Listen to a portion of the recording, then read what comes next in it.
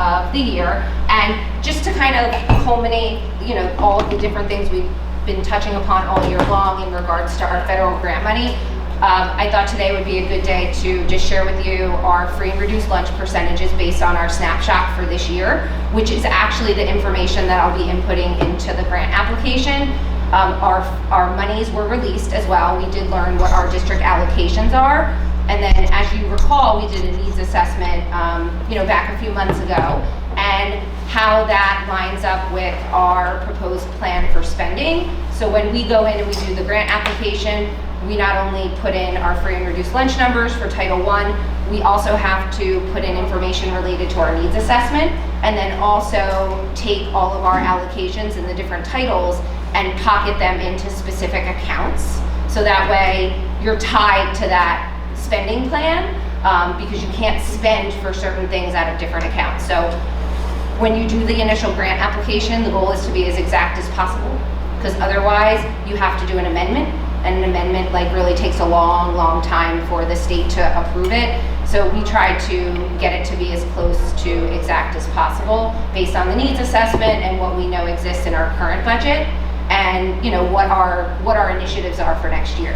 So as I had mentioned previously, when you use any kind of federal money, whether it be one of our federal titles or IDEA money, which is for students with disabilities, there is an art to still staying in line with the language of supplementing and not supplanting, meaning you can't remove anything from your existing district budget and replace it with a federal grant cost or monies to kind of offset.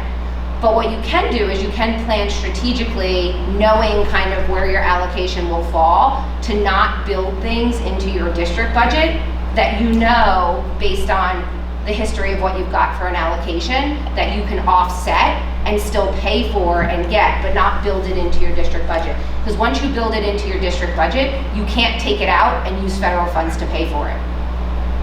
So there's an art to kind of making these dollars work for us. A lot of times what I've seen happen is the plans for this federal spending sit separately from the budget build, which produces a disconnect and not very strategic use of finances. And you see a lot of districts that end up not spending all their federal money because it is restricted, and if there isn't that strategy behind what you're not going to put in your budget because you're going to pay for it with federal money, it tends to be very challenging to spend that money because you're already paying for a lot of these things through your district vehicle.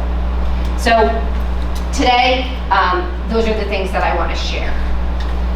So these are our current free and reduced lunch number percentages.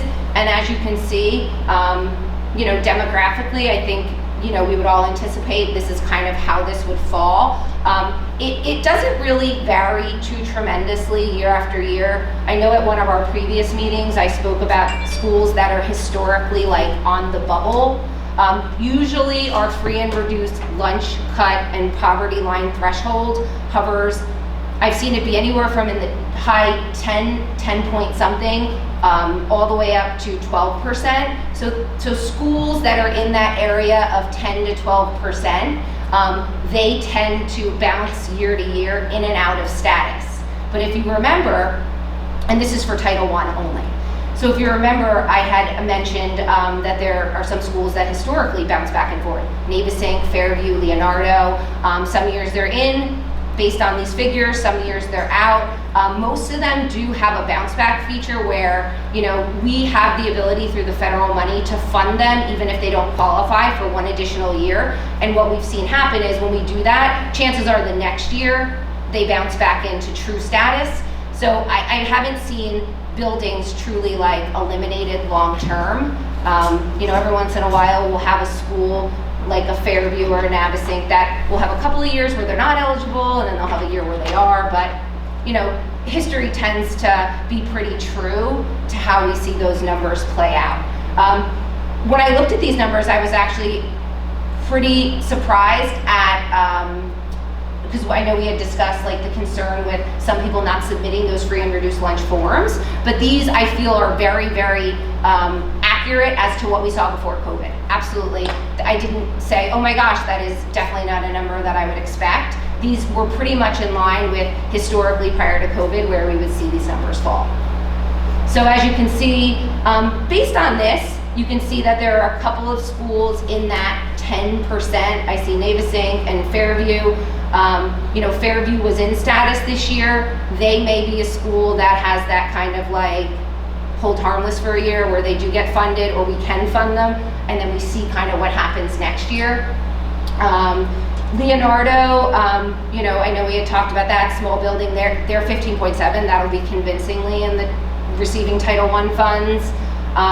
You can see that North convincingly in Thorne, Bayview historically, and certainly 13 will do it for them. Harmony is not usually a bounce back and forth. New Monmouth used to be a school that was on the cusp, but when they merged with Port Monmouth, that really increased, not tremendously, but enough where they're now consistently recognized as meeting that threshold. Ocean Ave, if you recall, actually this is the highest number I've seen from Ocean Avenue historically since they become a school-wide program. So if you remember back to one of our original meetings, we talked about that difference between targeted schools and school-wide status. If you are a targeted school, which every single school in our district aside from Ocean Avenue is, these dollars can only be used to support students that are in need based on their Title I status. The Ocean Avenue is a school-wide program, which means any federal Title I money that they receive, they can use for anything and anyone in their school. But the threshold for that, if you're going to just be identified purely, is 40%. However, a few years back now, I'm thinking 2019, we applied for a waiver for Ocean Avenue to be recognized as a school-wide Title I school, and they were accepted and they continue to retain that status. And you want to demonstrate when you apply for that school-wide status that number one, you have a poverty level that's significant and close to 40%, which 34 is relatively speaking. And I think when we applied, we were probably somewhere like 31, 32. So we weren't too far off what it is now. And the other piece is that you had to demonstrate through the application process that what you were using your Title I funds for was working, and it would benefit the entire student population to be able to use those funds for all students. So we were able to do that successfully. And I'm gonna be honest with you, it is so much easier to spend Title I dollars when you're a school-wide program. Like the accountability is different and it's less of a managerial piece of having to determine who is eligible to use these funds, how are the staff members that we're defraying salary for working with students. So there's a whole behind the scenes justification and also accountability piece that exists in a more escalated form for those targeted schools, which, everyone but Ocean Ave, we have to do that for. So I don't anticipate there being much of a change when we submit this application. The system works behind the scenes to run the cut line for us, which I would envision would be somewhere probably right at the 11% mark if I was going to guess. I would put the information in. The application is not due until July 10th. It works in our favor to get the application process as quickly as possible because there is some turnaround time on the state's behalf in saying like we approve your application and then we are eligible at that point to begin drawing from these funds. Yeah. So that means that everybody then that is in that window is a targeted. Except for Ocean Avenue. Except for Ocean Avenue. Yep. Everybody else is targeted. Yep. Yep. I just noticed Linecroft is missing. Oh, I left Linecroft out. I'm sorry. I was just wondering if they were doing. They would be low. I think they're somewhere like 1%. Oh. Yeah, very low. And I'll add it. I'm sorry. I apologize for that. Very low. Super, super low. Definitely not even close to being in that targeted status. But I'll add it and update it on the slide before we share it. So these were our allocations that were awarded for next school year. So when we talk about what year this is tagged to, we talk about the fiscal year. That's what FY means. This is FY 24, which is 23-24 school year. These are the allocations that we were granted based on the various titles. We have our Title I funds, which are exclusively for those schools that will fall within those Title I parameters. This is not very different from what we've seen in the past. Every year it bounces back and forth a little bit, but I haven't seen over time anything resounding that I would be like, wow, we lost a lot of money, right? And remember, this information for Title I is based on the census. So this stays pretty stagnant for a period of about 10 years, right? That's like, Right, yeah, it's like a whole, right. Title II, this again, not anything that I would be surprised about. We received about $120,000, give or take. And you know, if you recall, that this funding source is for professional development, but we have used this for a class size reduction teacher, which is allowable under Title II historically, and that class size reduction teacher is actually at New Monmouth School. That's where we have placed it. Title III, that is for our English language learning population. We don't get a significant amount of money, but when you look at our size and the number of ESL students we have in the district, it's not enormous. So this is appropriate for the number of students that we have identified. I wanted to ask a question Yeah. about the ESL, just out of curiosity. Do all the elementary ESLs go to Leonardo? No, there's 3 magnet schools, Oh, Village, wow. Fairview, and Leonardo. Oh, okay. So they're zoned. We did this, I would say, about 8 or 9 years ago, because we are challenged by the fact that we have students that are ESL all over the district, and there is a certain level of service that we're required to provide, and that is the equivalency of 1 instructional period per day of ESL. And if you are dotted all over the district, it's really hard to efficiently deliver services because you have people like zigzagging across the district, and it isn't either financially good to hire multiple ESL teachers because they're probably not gonna have a full schedule. And it is a specific cert that you have to hire for. Based on our numbers, you can't just have a certificated staff member of any kind do that work. There are some situations where that's allowable, but for us, because of the number of students we have, we do not meet that requirement, so we have to have that certificated ELL student or staff member. So what we did was we bundled them into magnets based on geographics. Every once in a while, we have to throw off the geography a bit if one population starts to blossom a little more or class sizes creep up too high. So these are pretty much our go-to buildings first. And then, you know, these were selected based on where organic populations existed. So there was an organic population, and actually Leonardo was not one of our original magnets. Navesink was. So we ended up shifting that because what we found was historically over time it had shifted where Leonardo was having more organic populated students who were speaking you know, a different language, and then Village and Fairview. You know, so we just chose those locations where there was a record of having lots of ESL students. So we have to shift and relocate as few students as possible. We find that if we capture those ESL students upon registration as a kindergartner or at the registrar, if they're higher than a kindergarten grade level, like coming in at, you know, a 5th grade or 6th grade or whatever, if we can talk to them about the school that's the magnet when they first enter, we always get a better response for parents accepting magnet placement. Because once you're settled in a school, it's really, really much harder to convince somebody to leave their home school. So we really, really work hard to ensure that we get to them before they're placed in a different location. Like we just had kindergarten assessments for incoming kindergartners, and at the same time, we had our ESL staff here that were screening students for ESL so that we could give them accurate information to start so they could weigh out all of the pieces prior to the student entering school in the fall. So it's worked well. The magnet program has been really successful. Our staff members are fantastic, and you know, it has been something that has benefited us.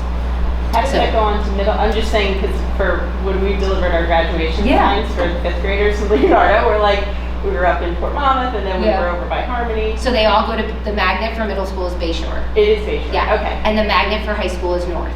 Okay. So, you know, and there is, so the goal is always to exit students from ESL, and we do have a required monitoring period where, you know, after the student exits based on a score that we give a standardized test called the Access for L's, students have to reach a certain threshold to be considered exiting or eligible for exit. We are obligated to monitor for 2 years after that. So, you know, it gets a little tricky because some people want to go back to their home school, some people don't. It really depends on how long they've been there, what if they have other siblings in other locations, if they're in a transition between buildings, right? Like if you were a River Plaza student and you went to Village as a magnet, and then you weren't scheduled to go to Thompson, but maybe you were supposed to go to Bayshore. I've seen parents say, no, we're good. We feel like they've grown enough where we don't want to accept the magnet anymore. We want to go to our home middle school. Parents can always decline services. We still identify them as ESLs, and regardless of if they're in a magnet or not, they have to sit for the standardized assessment. So, you know, in most cases, parents will choose the magnet because certainly they want their child to be supported in the most efficient and effective manner possible. So, Title IV is extraordinary educational opportunities. We receive, you know, this is not out of the norm, $24,000. This title has grown over time where we received very little at the start, and then year after year it increased, and we're kind of plateaued out at around this amount every year.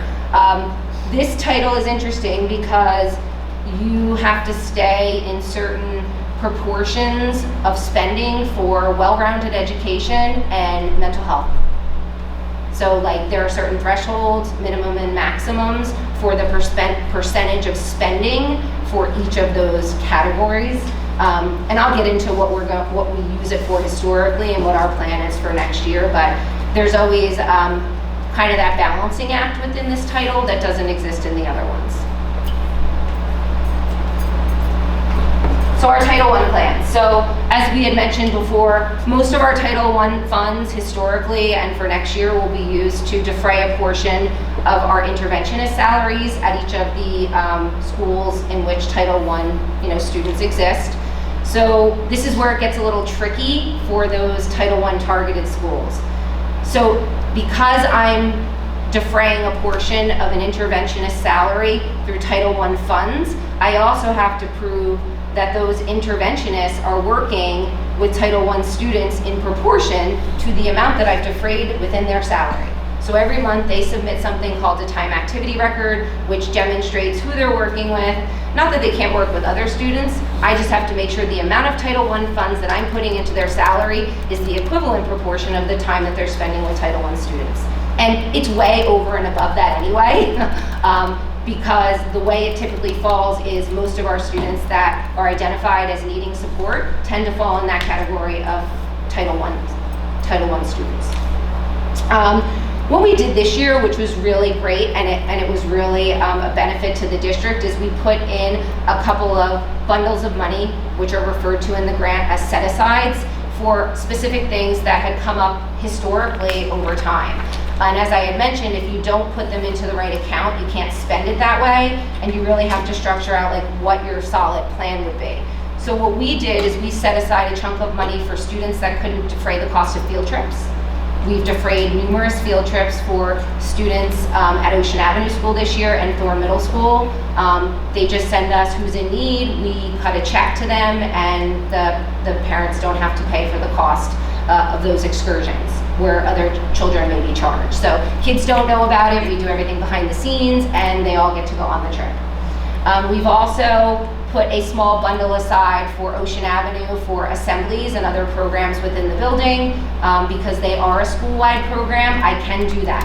I cannot use that for assembly or program costs in any other school because we can't just have an assembly for Title I students, right? But because Ocean Avenue is school-wide, every single student can benefit from those dollars. And Ocean Avenue has paid for multiple programs this year that were like assembly speakers brought in that were defrayed through Title I funds. So that's our plan again for next year. That doesn't deviate much year after year, and we get the most out of this money. What we never want to have happen is money left over, right? Because these are free dollars, right? We always want to spend down these accounts. Title II plans. As I mentioned, class size reduction teacher. We always fund a class size reduction teacher through this. That class size reduction teacher it has to go to a K-3 salary. It has to be in early elementary, and it also has to go where your class size is like at a tipping point, like where you want to reduce that class size. So we have, for the last few years, put that at New Monmouth, because when we merged Port Monmouth and New Monmouth, part of our dedication was to maintain lower class sizes for as long as possible for those students who had been at Port Monmouth. So we are going to utilize that position to maintain that stance in one of our grade levels. So that will help. So does that mean then if you had a big grade, there would be an extra section of the grade? Yes. Okay. Yeah, you'd fund a salary to an additional section to drive down the class size in all of the sections. And you can't use it for the same salary 2 years in a row, so we kind of just play like a shell game. Like 1 year we'll fund one person, the next year we'll move it to another salary. It's really like, it doesn't matter to us who it goes to, it's really just the finances behind the scene to be able to tag a different person year after year to the salary. So, the other piece is, because this is technically a professional development fund, like it's for professional learning for staff, we will use the remaining piece of that this year to offset some of the costs for the transition to our new diagnostic tool, iReady. We did select iReady as our tool. It was convincingly the more popular one, but there is a significant portion of PD that will need to come along with that. The monies that are built into Title II will not cover the whole thing, but what we do is there's a term when you talk about federal money called braiding. So it's taking, and this is kind of the strategy behind the bigger picture, is we'll take our district funds that we have and we'll braid it with federal funds to pay for certain costs. So a piece of this funding, the difference between the class size reduction and the full amount, will be dedicated to the iReady PD. That will certainly benefit our students because teachers will be now engaged with using that platform. Can you just tell us what iReady is again? Diagnostic. So that is the diagnostic assessment tool. If you recall, we've been using Linkit for many years. We felt at the K-8 level to start, it was really, really important to get different information. We're just at that point where the information that we need to be efficient in the intervention setting, in referring students for other services, and even for students that need extension, we needed something more dialed in. So we piloted 2 this year, iReady and Star 360. iReady was the resounding favorite, mostly because it comes with a digital tool companion and also resources for teachers that are really, really robust, which is great. And iReady was already used in some pockets in the district already, and there are many, many, many districts across the state that use iReady. It's a very vetted product, and actually the feedback from the students is that they really enjoyed, as much as you can enjoy a diagnostic. They like the tool part, right? They like the tool piece because it's gamified, right? So there's but the good news for us is that it's tied directly to the assessment. Whereas I don't love things that are not tidy and neat and connected. So what we had prior to this is Linkit, right? That was separate. And then we had some digital tools that were used around the district that were not connected to Linkit. So we had Freckle, we have, some people use iExcel, some people were using iReady. To me, it's like, how do we streamline everything and get everything interconnected so the diagnostic results that students will take 3 times a year, just like Linkit, are directly tied to their personal pathways in the digital tool. So based on the results that students have when they take these diagnostics, they're going to get practice and extension directly aligned to their needs, which is, let a computer do that for some of the time. However, the other piece of this is there is a robust resource bank of intervention materials for teachers that are also to do live instruction with that are directly related to the diagnostic results. So teachers found that very attractive. It really helps to cut down on the amount of time that they have to comb through tons and tons of resources to find good intervention materials. So this will be a big game changer for us across the district. Title III, as we said, ESL, It's really not enough money to do a whole lot with. Like 11,000 is not anything you can do a salary with, or it's just not reasonable to even put it towards a salary. So what we do is we utilize it to purchase materials and supplies that ESL teachers may request, professional development for our ESL and our general ed teachers. So there is another piece of this equation with ESL students, that if you have any language collectively in your district that equals 20 or more students of that language, and we have 20 or more Spanish speaking students in the district at this point, you are required to offer some type of high intensity service.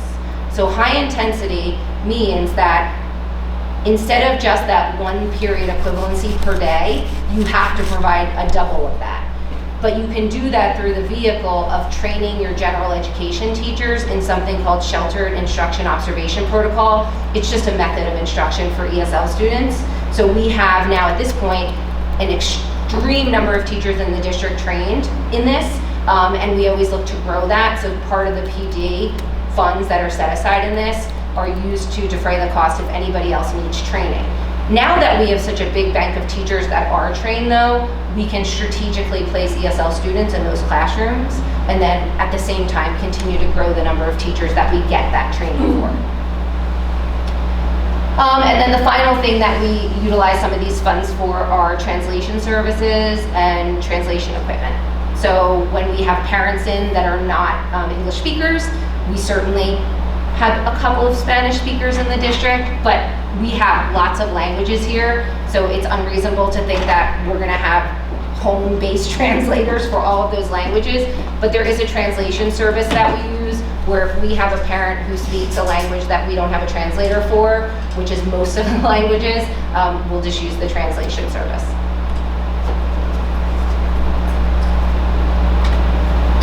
And then Title IV. Historically, we have used Title IV for a few different things. Again, it's one of the more flexible funds, but you do have to maintain that balance between well-rounded education and mental health. So what we have done for the last several years is there is a restorative practice platform that our high schools use. Our ASIP teachers use them. Those are in-school suspension teachers. So we defray the cost of that platform through this vehicle, and that goes under like the mental health and wellness category. The other pieces are supplies and materials for our gifted and talented program. That goes under well-rounded education. And our learning design teams are groups of teachers within each building that actually analyze data and plan for building goals and initiatives with students and staff members. So there is a benefit to student learning based on those teams being in existence. So we build in a portion of those salaries because it is a paid position, hourly wage we use our curriculum rate. So we braid that with our district funds again to be able to defray some of the cost of those learning design team members. So that is the big picture for next year. I wrote the grant in my head, it's here. Now I have to put it in the official system, and then the state goes through an approval process. There's a county level approval and then a state, so there's a 2-threshold approval process. We'll get notification that our grant was approved, and then we can start to spend. Every month the business office submits a reimbursement request, so we spend out and then the state reimburses us. Certainly we can't wait for the state to front load things. So we pay for it and then we get reimbursed. And the goal is always to stay monthly with your reimbursements, number one, and number two, spend down your money in alignment with your plan. So we do a pretty good job of it. There is opportunity in Title II, III, and IV to carry over funds. I don't love it because it just, to me, that speaks to the fact that you didn't plan really well. That happens sometimes with our non-public schools, and I think we mentioned this in the beginning. We also manage the funds for non-public schools in our geographical parameters. That's a challenging piece because non-public schools often play by different rules than public education, and they don't really understand all the nuances of what you can spend on, what you can't. So while we spend down in Middletown, because we've written our plan, we use it strategically with our district budget, our non-publics, we tend to have to chase them down to spend, so they end up with carryover. But it's getting better. This year, actually, we are going to move to, and we did this with some of our New Jersey grants. We received non-publics received New Jersey money as well. They receive for technology, textbooks, nurses, and security. We manage that money for them as well. However, we've moved to a model where we consult with them, we do the consultation and all the planning with them, and then we use MOESC as a conduit to do the actual spending, and we don't incur any cost. It comes off of the top of the non-publics allocation. So, for some reason, we weren't doing it with these 4 titles, and my secretary was doing all of like the PO approval spending for them. We've decided to move to that model for next year, where MOESC will do the spending and the approval of the POs. We'll do the consultative planning piece and the overall management, and it comes off the top of their allocation. So it's a help, and it keeps it cleaner for us in our business office, so we don't really have to worry about that piece of it too much. But that's it. So what other questions do you guys have about federal funds? I'm sure you are like, I know way too much about this. It's not super exciting. It is a niche area of education, and there's lots and lots of rules that govern it. If you're not careful, you can get audited. We had audits several years back, and they come, they look at all your records, they want to see how you're spending your money. Are you a school-wide? Are you targeted? Are those funds tied to the correct individuals? Are you spending in alignment with your plan? I've learned over time, you don't want to do tons of amendments because that raises red flags.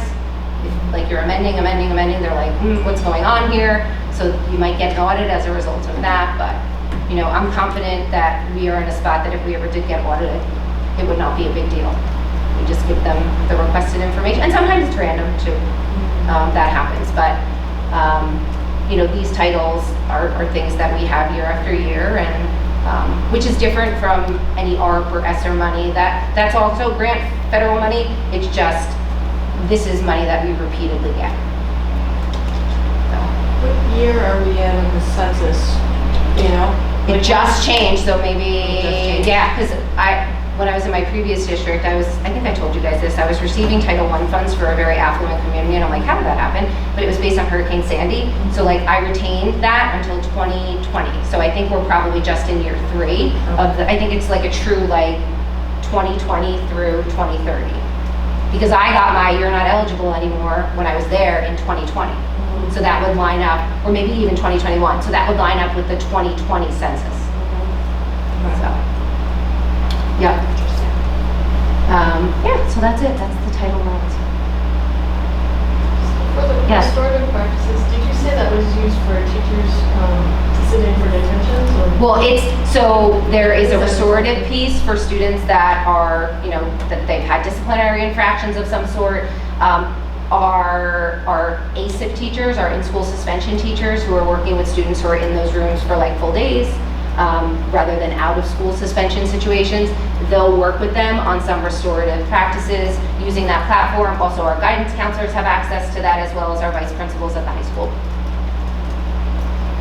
So certainly, we have the code of conduct, and there's consequential things that happen as a result of violations of the code of conduct, but we also feel that this restorative piece is equally as important.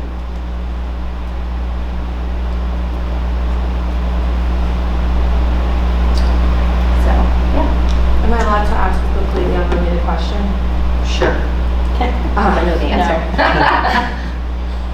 Though people have been asking us about the whole smoke, air quality stuff, is anything going to happen regarding like kids outside, gym? Right now, New Field Jersey trips. has us in orange, Okay. and if you go to the state site, it's unhealthy, but if you go to the state site, it's called, what we're following.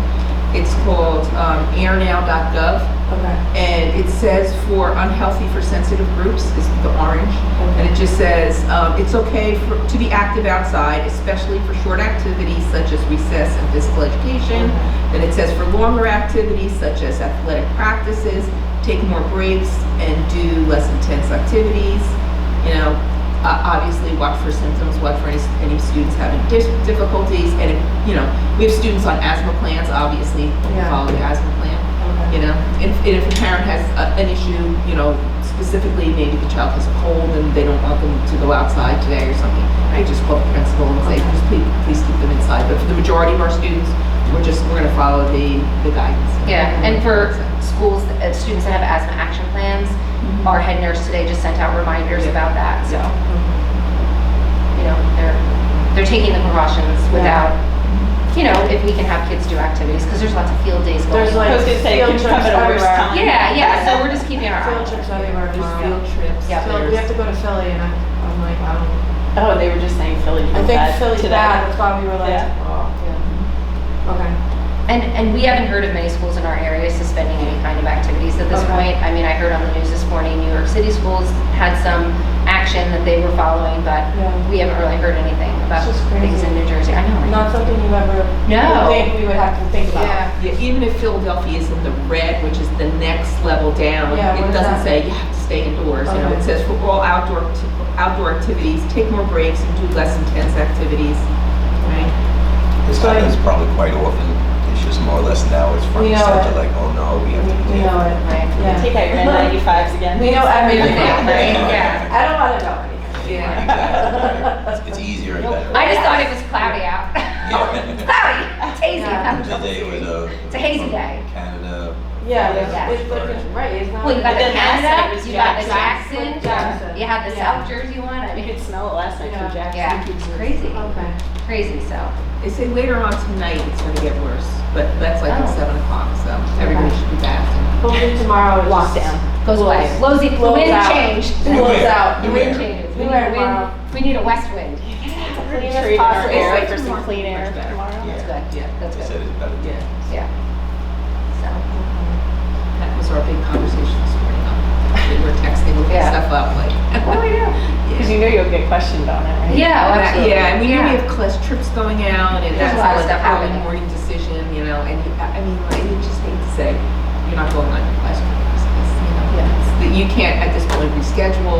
Right, It's done. right. You missed it. So, but I thank you guys for participating all year. You know, certainly we'll reconvene this committee next year and we'll go through like the same cycle again. If in the interim, you know, if you have any questions that come up, please don't hesitate to reach out to any one of us. But we appreciate it. Thank you. Thank you. You're welcome. You're welcome. Have a nice summer. Yeah, Yeah, enjoy you the too. summer. Crazy. We can